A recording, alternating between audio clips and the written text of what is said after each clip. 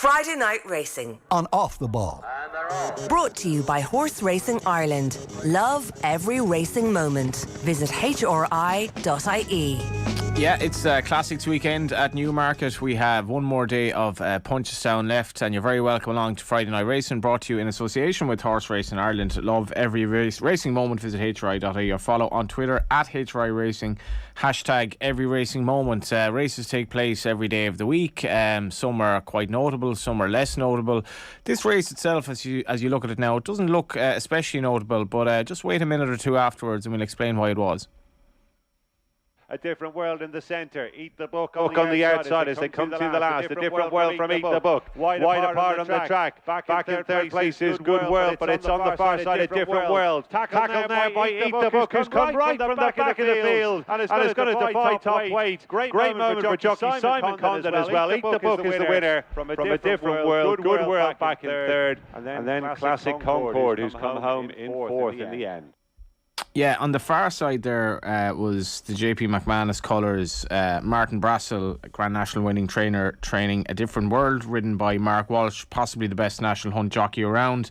On the near side was Eat the Book, trained by David Dunn, running in the colours of his owner, and that is Simon Condon. Now, Simon, usually you will hear after every race every so often, oh yeah, that horse, my dad bought him for me to ride. It's not normal though that the jockey is riding the winner, his first winner at 59 years of age. Tell us about this. Yeah, it was great, Johnny. Yeah, it was fantastic. It was a great achievement, I think, and I was delighted to do it. Yeah, it's been great. Long time coming. Yeah, been a long time coming. It was a long time coming, but you didn't. Fair enough. You didn't look like a fellow who's riding winners every day of the week, but you certainly didn't look like you were riding one at 59 years of age for your first time either. Yeah. Well, I've been riding out like. The last 40 years I've been riding out regularly, doing a lot of school and doing over hurdles and fences, riding a bit of work all the time. Rode in a few Point of Pines, few bumpers, few hurdle races. So yeah, it was just, and the horse was very good in fairness, and he was the best horse in the race. And yeah, he jumped from hurdle to hurdle, and it was easy enough. Like it was because he was a good horse, like, you know. So yeah, it was great. Like he was a good horse. He was sent off 40-1 though. Yeah. Well, he was 40-1. He shouldn't have been that price probably. Yeah. You know, he had a lot of issues, and there was a few bad runs that he had because of these issues that he had, and you know, he had kind of a bit of a problem with his breeding and stuff like that. But yeah, no, it was great in the end. Yeah. Before we get to your career to date, because you're only starting off really, in fairness, talk to us about the race. I mean, I think from a personal perspective, I've definitely had dreams where I've ridden a winner, or I've had dreams where I'm on the football pitch and I've that horrible feeling when you wake up and you realise this actually was just a dream, and you go back to sleep or whatever it is. This was a reality for you though. It was a reality for me, and it was kind of an obsession for a long, long time. And then towards the last couple of years, I kind of said to myself, well, maybe this probably isn't going to happen. So then when I chilled out a bit about it, and I said, if it doesn't happen, it doesn't happen. Has it all been in vain? When I enjoyed the riding out and that, so when I chilled out about it, then it just happened, and it was great. Like the race itself, I mean, it was a well-timed run. You obviously beat Mark Walsh in the finish. You got a good jump at the last, stayed on well up the hill. How did it go from gate to wire? Yeah, I had walked the course a few days previous, and it was originally a 3-mile race, and they put it to 2:07 because I heard someone saying that there's generally a mad rush to the first fence, and they didn't want them going that fast. So by having to start a bit near the fence, they might be going as fast into it. So that was in me. You know, I knew that I kind of figured maybe they might go a bit fast anyway, so I cantered down to the start anyway, and the ground on the inside was all churned up. It was watered, and it was nice. It was good ground, but it was kind of churned up and that, and I said, God, I'm going to stay on the outside. It was a much better ground. So I said, right, I'll stay on the outside. And the lads I thought they went a little bit fast, so I said, right. So I stayed where I was and, tipped along, and I knew that he'd stay, and I got a nice bit of ground. And he goes. It takes him a while to get warmed up. I mean, I knew kind of it's going to take him a lap at least to get warmed up anyway, because he hits a flat spot for a long period of time, but he keeps on going. So I didn't mind. There was no pressure on me from owners or trainers to win this race, and I thought the horse might have needed to run, which as it turned out he didn't. So I said to myself, God, if the horse needs to run, I'm not going to batter him to get home, like. And so, you know, it won't be that hard on him. So I said I give him a, you know, the kind of way. So because I just thought maybe he might, you know, if needed a little bit, but he was. But David said no. David said to me, no, the horse is fully fit and that, which he was. My judgment was wrong in that. So he was totally fit, because he probably doesn't need a lot to get fit, if you know what I mean. So I stayed on the outside anyway, and ground was nice, and you know, he loved the ground there, and he was you know, he's a horse that has lovely, good action. He's low centre of gravity, and you know, just tipped along there, and yeah, he got into a rhythm then, jumped from hurdle to hurdle, and then I knew where I was going to make my move, kind of, you know, at the fourth last, and I think it was at the third last that two horses fell in front of me. That kind of knocked me off a bit, but he was quick enough to, you know, to go on the outside, and then I kept my momentum going, because at that stage I had to make my move, and then he just started picking up all the time, and like I knew he wasn't going to stop at that stage, and even the third last I knew, like, I mean, I knew he wasn't going to stop, and I had a fair idea that he was going to win at that stage, to be honest with you. Because I just know him, and that was it. And it worked out perfect on the day. It was great. End up winning, going away. So you had You had your first ride under rules, give or take, in your mid-40s, the 2006-2007 season. You had 2 rides that season. 2 rides in 2008-2009. 1 ride in 2009-2010. 3 rides 2010-2011. This reminds me a bit of the family, where 3 kids came along at once, and then there was one after a big gap, and they're like, God, what happened there? Because you didn't have another ride until 2018-2019. 1 ride then, 1 ride in 2020-2021, and 1 ride so far in 2021-22, a winner. Yeah, it's been great.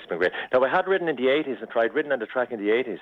So it's actually too long ago for the Racing Post database. Yeah, no, the 80s, I'd ride in the 80s. I rode for Liam Cavan, I rode for Michael Grassick back in the 80s, so I had them, but I kept my licence. I never let my licence lapse, so I just kind of kept it up, always kind of hoping, so... So yeah. Did you ride in the 90s at all, or did you have a gap of like 15, 20 years? There was a gap. I kind of forget, Johnny, now. I might have had a ride or two. Oh, I rode point to point, sure. I rode lots of point to point. I rode my own horse, Flemish Dancer. I rode him in 10 point to points, and I rode him. Yeah, I rode for other people in the point to points in the 90s. A few small trainers. Yeah, in the point to points, kind of. I probably had more rides in point to points, maybe. We saw Liam Burke riding in bumpers as well. I think Liam's in his 60s, and is it almost normalising it that you can? I mean, I honestly think one of the things racing doesn't nearly sell well enough is people who just continue to ride horses well into their 80s. And John Kiley and his brother Paddy riding out these horses in their 80s, for me, is something we should do a documentary on. But like, could you be a trailblazer now for the more elderly jockey? I don't know. Such a much to ask. God, yeah. It's... I don't know. I know just riding out. If I'm riding out 5 horses for David every morning, and like he's training national owned horses, and David gives them plenty long, slow distance work. He might be cantering for maybe 2.5, 3 mile, and they take it out here. Like, so it really is. Like, I don't know how the Kiley lads do it. Like, they're, so it is. It is a very good form of fitness, and especially if you're riding 5 in the morning or 6 sometimes. It's like a fella going to the gym, I suppose, there from 8 o'clock in the morning till maybe 1 o'clock. I don't know, but it does keep you fit anyway in that. So yeah, it's good. Like that, we'll say some people like retirement at 65 or 66. Like Jessica Harrington didn't start becoming a flat trainer until she was more or less in her 70s. Racing is a slightly different game in this regard. Yeah, it does kind of produce a few surprises, I suppose. Maybe people don't know so much about it, because I think people like trainers and jockeys and that, they work so hard at home that I think a lot of them are very fit people, and they just keep going, and I suppose they love the sport and they have a passion for it, and that's what keeps them going as well. And it is really good for your core, isn't it, and general fitness, because anyone who doesn't ride a horse and gets up on one, he or she just basically feels so stiff the day after, and it must have you in great fiddle. I think Jamie Codd went on record saying he couldn't get over how fit you looked in the weighing room after. Yeah, well, I suppose, just riding every day keeps you fit anyway, but like, as anyone will tell you, like, riding at home will not it will not give you, it will not keep you fit for race riding. So I do a little bit of other cardiovascular work with that. And then going to Warren O'Connor as well, he kind of helped me with my fitness as well, technique, all that kind of stuff. So I think when you get to my age, I think, like when I was, like 30 years ago when I was young lad, I was fit as a fiddle. I wasn't getting that many rides. I rode my own a few and that kind of stuff, but I was really fit. So in order to keep that level of fitness up, I have to do other stuff with my riding out, we'll say. And that's what I do. But I mean, a few years ago there was no, like going back, there was no jockey coaches, and I kind of, fellas be telling you to go out and run for, to run and do all that kind of stuff. But I kind of overdid it a few years ago, but now I have the balance right and know exactly what to do and not what to do. And but I do a little bit of fitness with it to keep myself right. Yeah. So are you a bit of a fitness freak? No, I'm not a fitness freak. No, I don't like training. I don't like anything, but I do it solely so I can ride.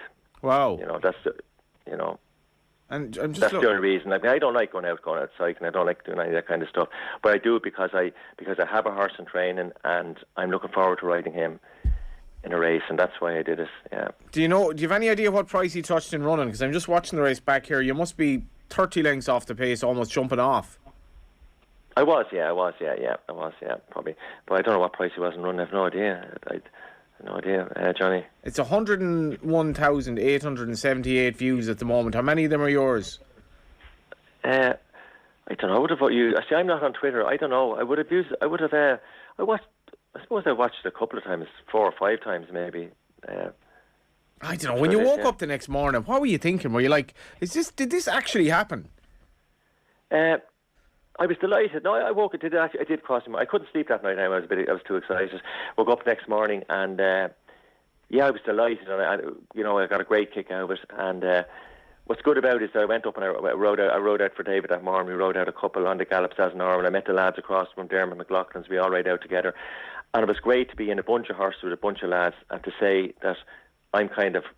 Okay, Conor Maxwell was there, a few of the boys were there. I can say, well, I've ridden a winner, Whereas before, like, I'm riding out with these lads and I can say, what have I done? God, I was placed on the horse maybe a couple of times, that was it.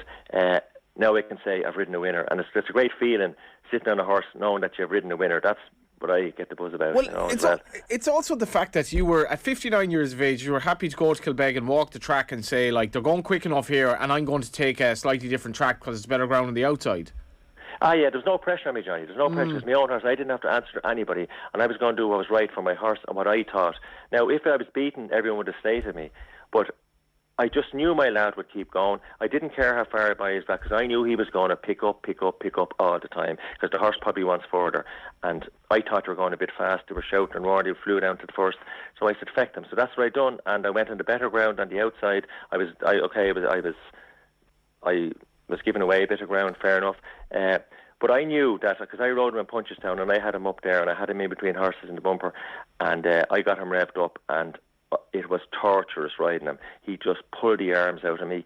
I was, a horse pulling will take more out of you than a horse than pushing a horse sometimes, So I didn't. I just really wanted to switch that horse off, and that's what I did. So it worked out. Worked out great. And your dad's got the horse for you. Is that true?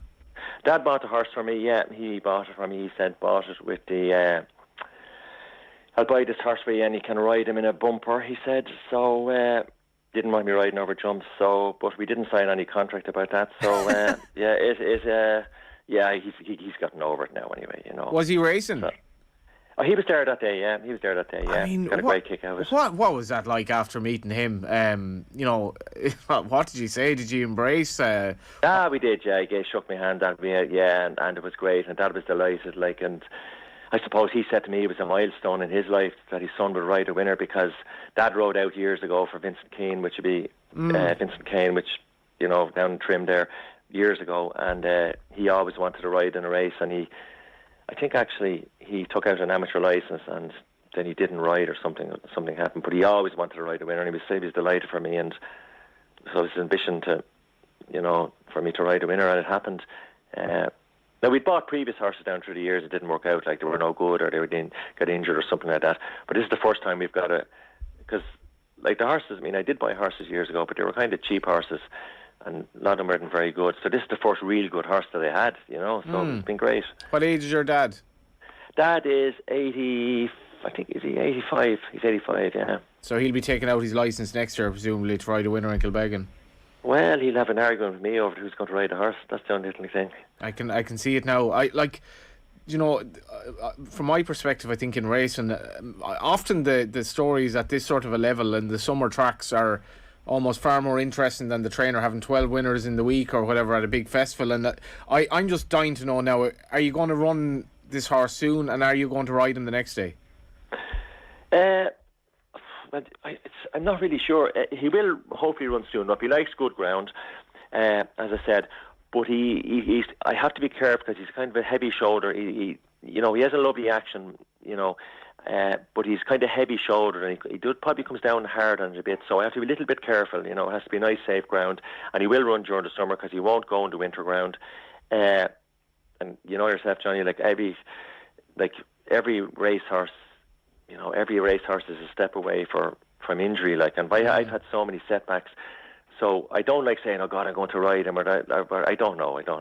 So really. Well, he looked well handicapped. We'll see how that goes. He's 118 now. Yeah. Yeah, he got £10, but he got £10. Yeah. The way he went away from a different world would be a solid enough yardstick, and you think, considering how far off the pace he was, what are you, 12 lengths clear, 17 and a half lengths clear a third. I mean, you've got to be dying to tell. Got to be dying to tell the trainer, Mr. Dunn, to get him out again. And I want to ride him, and I'll win on him again. Yeah, it's a nice thought. All right, it certainly is. Yeah. It's nice to be taught to riding a good horse like that. Yeah. And your dad can lead him in. That'd be nice. Yeah, that would be nice. Yeah, that'd be another story. Yeah. What was the reaction in the weighing room after?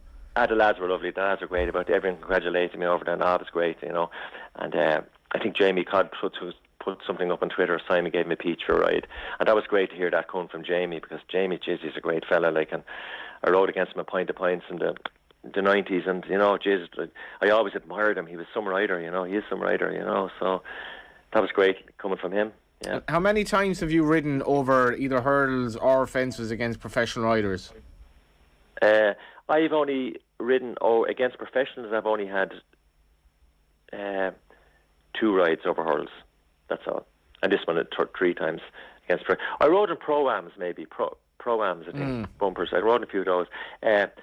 Just 2 rides over hurdles against professionals. Yeah, strike rate's all right then. Yeah, well, listen, that's a nice thought anyway. Yeah. And tell us about your life. Otherwise, you're a healthcare assistant for the HSE, is it? Yeah. I've been working there for a long time. Working there, it's kind of a job which gives me a lot of time off, and I can ride out. I'd done a few other things before that. I worked as a butcher, but I always rode out horses before I went into work. Even in the butcher shop, I trained as a butcher, and before I went into work, I'd ride out and that kind of stuff. Then I went to the HSE, and I rode. It gave me plenty of time off to ride out, and then I went and I drove a taxi for a while in Dublin, and I thought that would work out, because I had this idea that I could maybe work at night and then ride out every morning. So I used to finish early enough at night and then ride out the next morning for John Fowler. But I wasn't. But then, because I had to ride out the next day, I wasn't really staying for the work, so I gave that up anyway. I went back to the job in the hospital, and that gave me more time off to ride out, and it worked out well. So were you back in work after Kilbeggan then?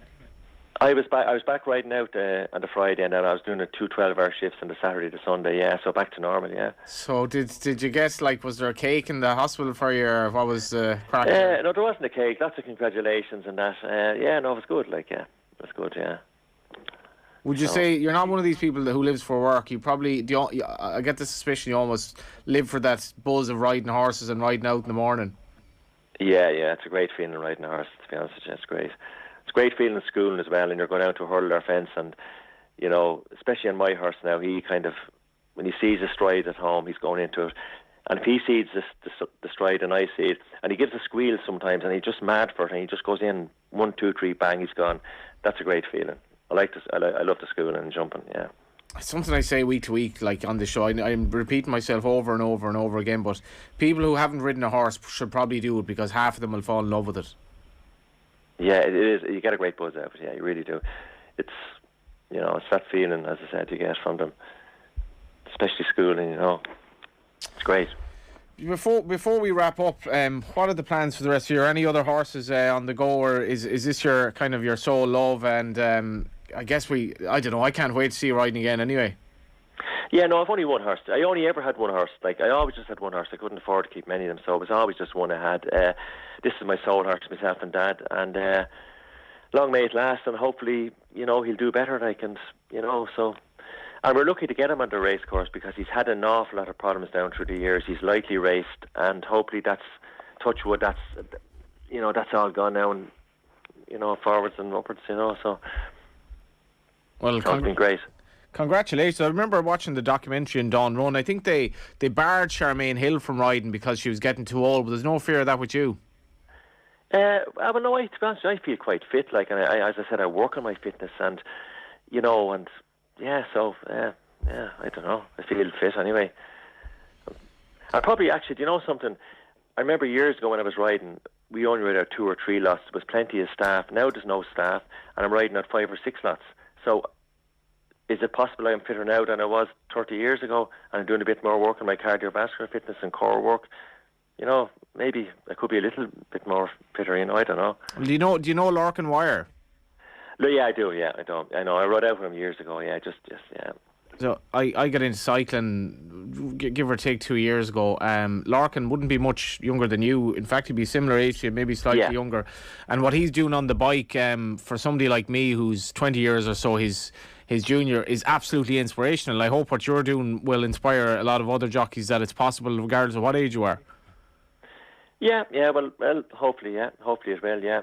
And the thing about jockeys is, like, why a lot of lads are tired, they all love the game. It's obviously injuries. When you're riding over jumps every day of the week, you're going to get faults, you're going to get injuries. And by that stage, they have a bet when the time they're 40, they've had a belly full probably. As I said, I haven't had that many rides. I've been lucky enough with injuries, no serious injuries. So, yeah, it's been good. And that's probably why I keep going as well. Like, if I had started riding winners when I was 20 years of age, I was supposed to go up to Stan Mellor. I applied for a job, but that didn't work out. And if I was successful younger, I probably wouldn't be riding now. Do you know the kind of way? So maybe it's worked out that way. Well, these good things come to those who wait and all that. Well, so they say. Yeah, it's come to me anyway. At 59. Simon, you're an absolute inspiration, and congratulations. And as I say, I can't wait to see you and the horse in action again at one of these summer tracks. Well, hopefully, Johnny. Hopefully it'll happen again, hopefully. Yeah, that was Simon Condon, and you can check out the video on YouTube. You just look up Simon Condon riding his winner at Kilbeggan, 59 years of age, over 100,000 hits already on YouTube. The sort of heartwarming story I think that we all need from some time to time. Friday Night Racing is brought to you by Horse Racing Ireland. Love every racing moment. Visit hri.e or follow on Twitter at HRI Racing, #every racing moment. Friday Night Racing on Off the Ball. Brought to you by Horse Racing Ireland. Love every racing moment. Visit hri.ie.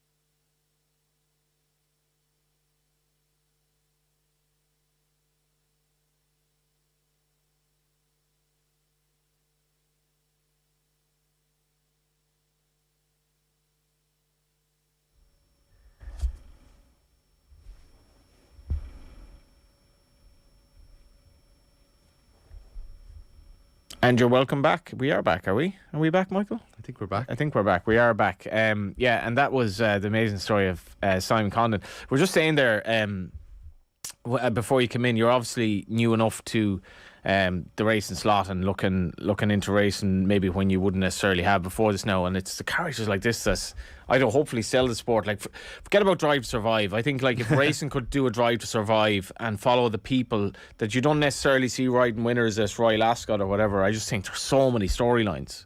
You've mentioned that a few times, actually, an idea of a race and Drive to Survive. I think it would be I think it's exactly what we should be doing. You know, there's so many characters, there's so many people who don't grab the headlines, and I mean, Simon is the best example yet that we've had of that. You know what I mean? That is a really interesting sporting story, even if he didn't have that winner last week, and we would have never heard of it, you know. So yeah, look, I mean, we were just talking. That's exactly the point. We would never have heard of that, except for a 40-1 winner. So that it was that unlikely. But I was just saying to you there during the ad break, is like, since I've been kind of back at the show and producing every Friday, I've been really enjoying these stories. We've been getting great guests on, and we've just had long chats with them that aren't even, they're interviews, but they're just kind of like, they're chats, and these people are always so humble, but they always have such it's such an interesting sporting life being involved in horse racing. And the beauty of horses and the power of horse underneath you. And take all that aside, he comes into Kilbeggan, he gets off the horse and he shakes his dad's hand, thanks Dad, who's in his 80s, for buying me the horse that you've given me my first winner on at 59 years of age. And then he comes on the radio and kind of sounds like it was just another winner. He's just like, yeah, but sure, I'm riding out him. You know, I don't know, it's just class. It just has to mean so much to him deep inside. But yeah, as you said, like, we were talking with Dan on the show a couple of weeks ago about Sam Whaley-Cohen, and, you know, and like, there was an element of how great an amateur career, but also, you know, his dad was buying him the best horses to put him on, and you know, it definitely helped with, like, he has obviously two of the biggest races on the on the calendar to his name, which is brilliant. You know, it's an incredible story in itself, but also, you know, there's so many people up and down the country that it's like, you know, little tiny yards, or, you know, somebody buying like, we're talking about an 80-year-old dad buying a horse for his 59-year-old son. Well, I'm not going to play for, you know, Galway United, or I'm not going to play for the Ireland international team like any of us wanted to. But I could buy a horse, I could train myself to ride it, and I could ride a winner at 59. Yeah. That's the story. You can ride against the best and win.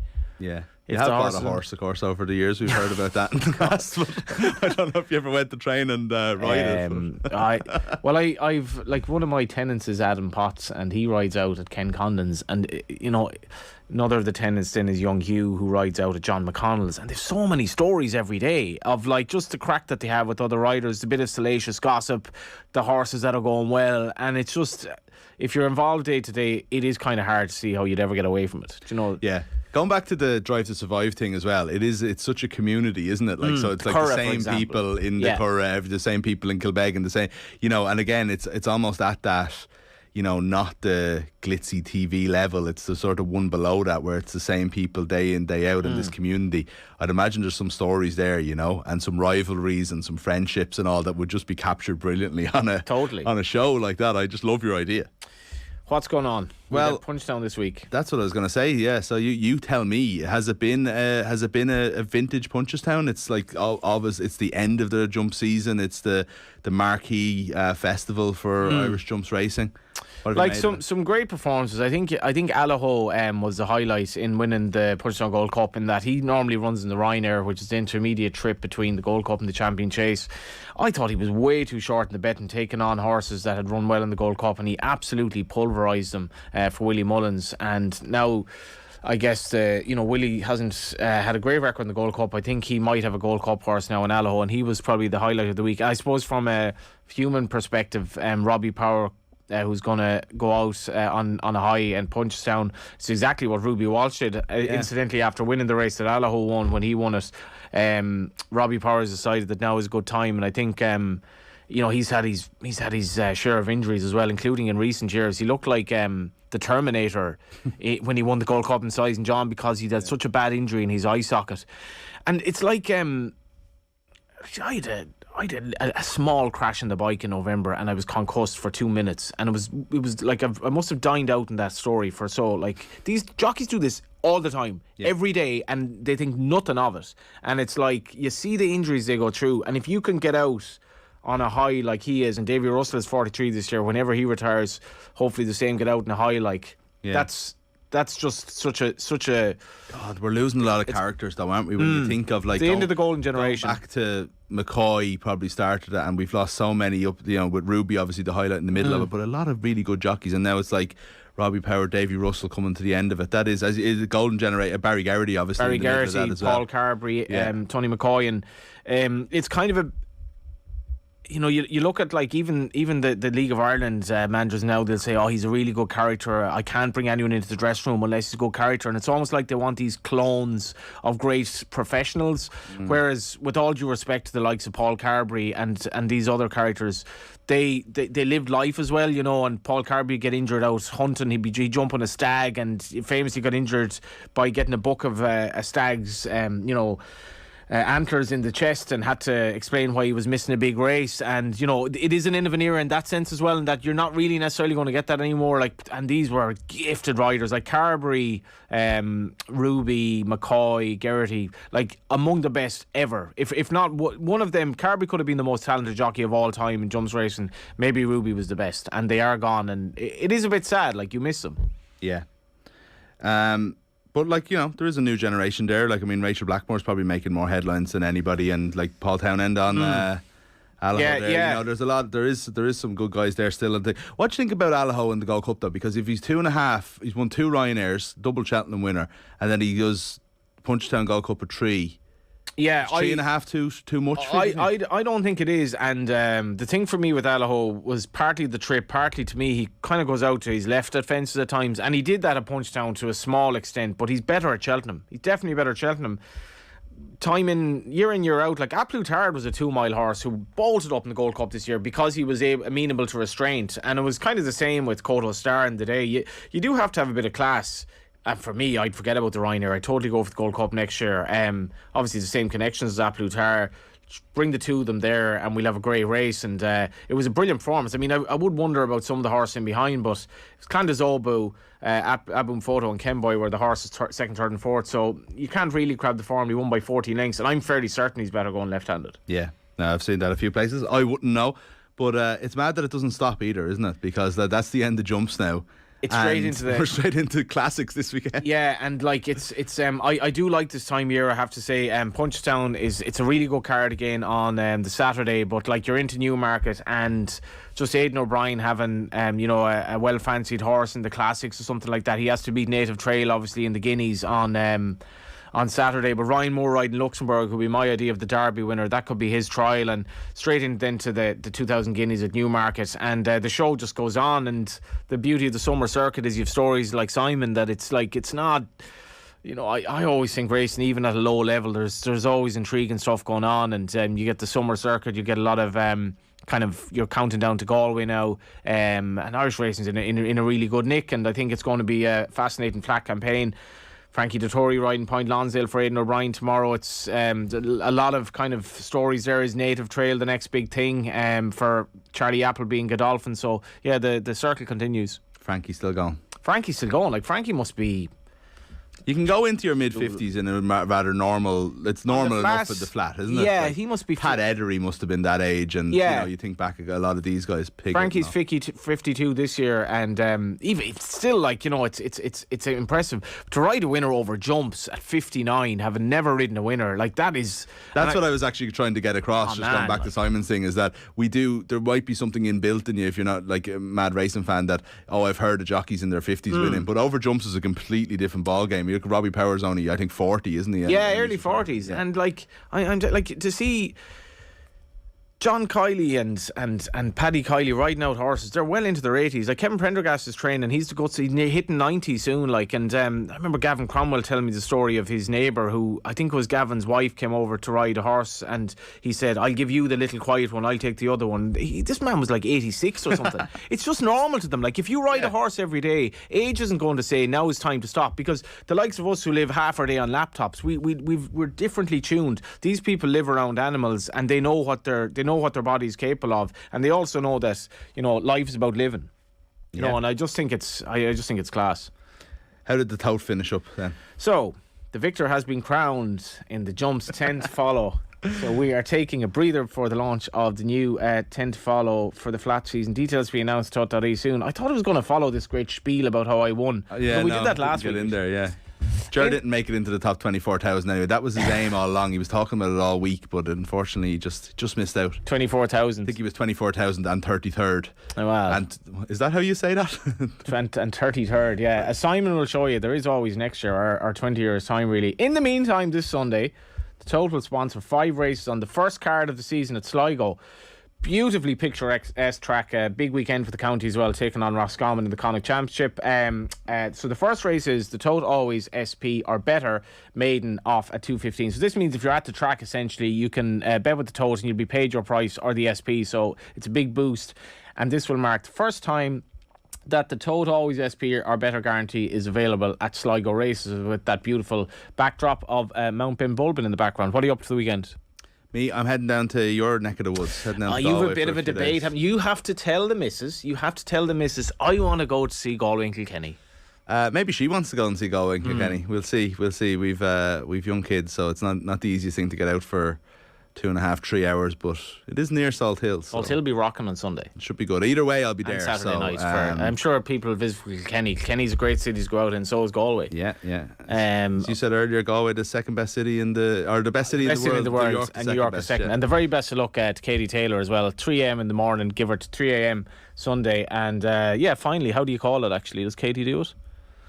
I hope so. It's very close. Very close. Yeah. Bookies have it right. I hope so. That was Friday Night Racing and Off the Ball, brought to you by Horse Racing Ireland. Love every racing moment. Visit hri.ie and have a good weekend. Friday Night Racing on Off the Ball. Brought to you by Horse Racing Ireland. Love every racing moment. Visit hri.ie.